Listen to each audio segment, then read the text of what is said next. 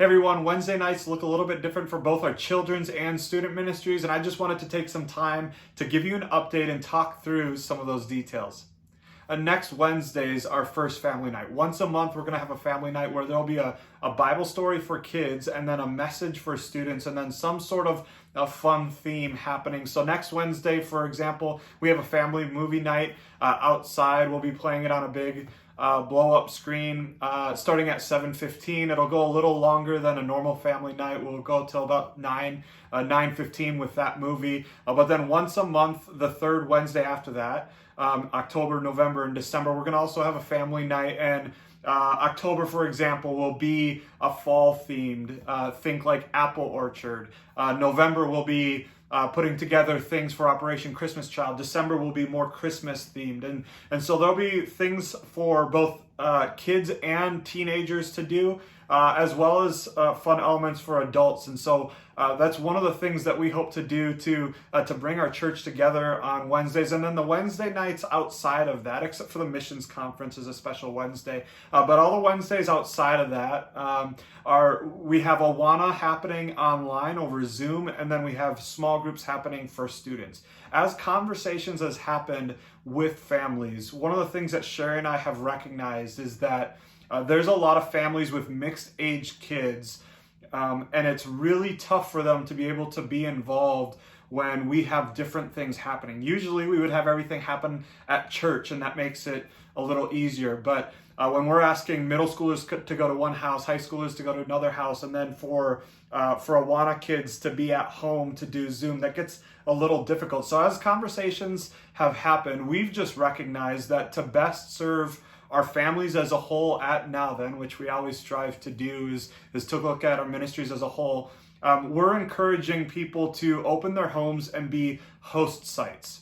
What that means is that there will be people that will open their homes and have maybe a mixture of kids and students at their house, or maybe one or the other, but they'll simply open their house for kids or students to gather together and have community with one another. And so I'm just going to give you some examples of what this might look like. One home might open it up to just Awana.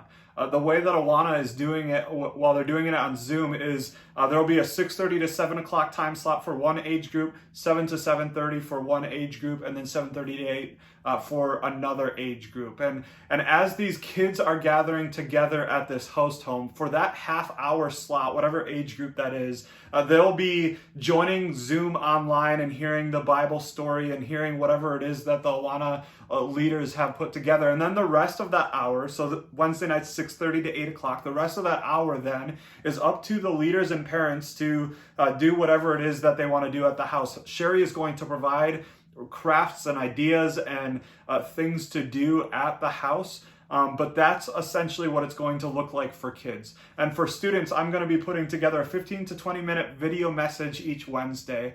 The small groups will play that and watch that. And so we'll hope that teens will have their Bibles with, and then they'll discuss that and ideally have a time of prayer after that. And so some houses might have kids in one area, students in another area. Some houses might just have kids for Awana. Some houses might just have middle school boys or middle school girls or middle schoolers in general. Some houses might have just high schoolers. It really depends on the host site. It depends on the families. We're encouraging the parents to be involved with leading some of these, although we have student ministry leaders helping, as well as Awana leaders helping facilitate some of these things. But this really provides an opportunity for parents to disciple their kids and for our leaders to be involved in that as well. But it's definitely a little more informal than normal, right? We normally have a really solid structure, and as you have seen 2020 play out, you know that that's just really difficult to do, right? Usually we would have everybody together and have everything put together, and the reality is that that's just difficult to do with everything. As we thought about what it looks like to have everything in person on a Wednesday night, face masks required, social distancing required, including volunteers, For students, it would mean we wouldn't have cafe. It would mean we wouldn't have 9 Square set up. We wouldn't have foosball or the pool table or carpet ball set up. And then to add to that, our teams would be wearing face masks and social distance after wearing face masks all day at school for those that go to school. And so you can just see how it just gets a little complicated trying to figure out how does this work. We honestly believe this is the best way for us to serve our families as a whole in the season of ministry and season of life.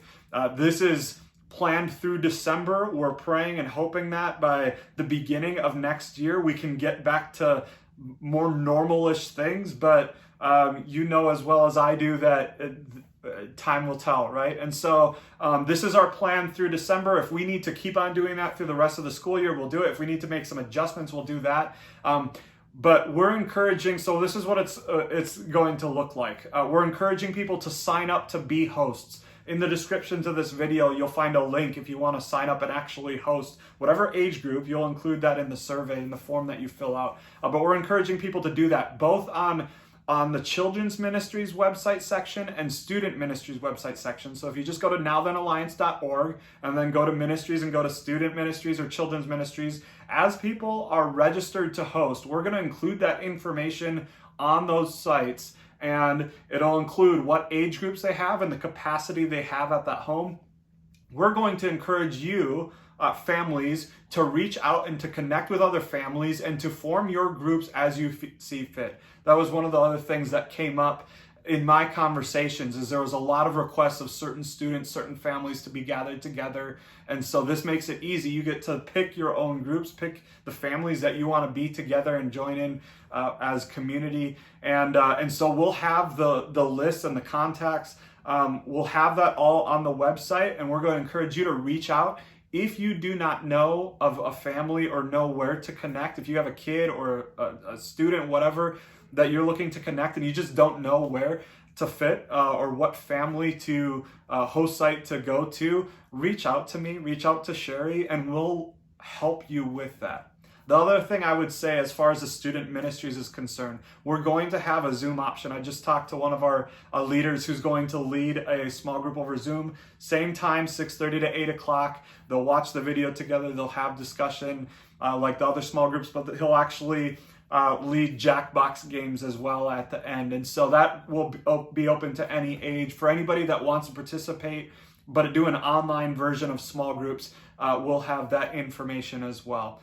That was a lot of information. I know there was questions. I know there was people trying to figure out details and understanding exactly what's happening. And so I wanted to clarify some of that, share some of the vision and hope at the end of the day. You know what, regardless of how we've set up student ministries or children's ministries or how all the logistics happen at church, we can worship Christ on a daily basis. We are not limited to what it looks like to gather together and whether there's face masks or social distance and all that. That might limit us logistically as far as getting together, but those things do not limit the ways and the opportunities we have to worship Christ, both individually and corporately. And so there's lots of ways to be able to do that. I would encourage you to stay positive, to be encouraging as you're talking about that with other people, and encourage other families. This is a great way to